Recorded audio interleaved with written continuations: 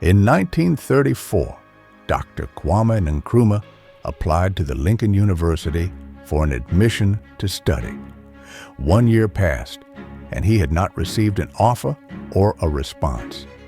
He then wrote an emergency letter to the Dean of Students at the university in 1935, reminding him of his request for an admission to study at the university. Kwame Nkrumah arrived in Philadelphia in 1935 to begin undergraduate study at Lincoln University. After completing a bachelor's degree in sociology magna cum laude, Lincoln admitted him to its theological seminary in 1939 for an additional degree in sacred theology. It was at this time, however, that Nkrumah began concurrent enrollment at the University of Pennsylvania in the hopes of acquiring multiple degrees simultaneously. Supporting himself through a precarious combination of scholarships and seasonal work in the segregated shipyards of Philadelphia, Nkrumah regularly visited Harlem and Washington to speak on anti-imperial themes in churches, on street corners, at political rallies, and in classrooms. In so doing, he managed to meet such prominent intellectuals of the African diaspora as C.L.R. James, Nnamdi Azikiwe, and Marcus Garvey.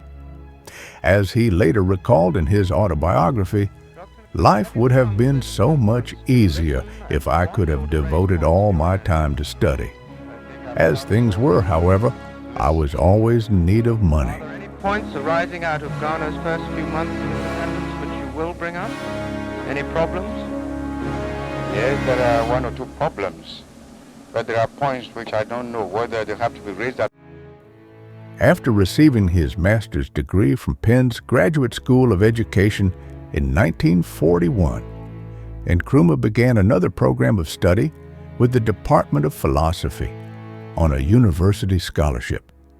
His advisor, Glenn Morrow, noted that he satisfied the requirements for a master's degree in philosophy in 1943, and by 1944, it appears that he had passed his preliminary exams for a doctorate.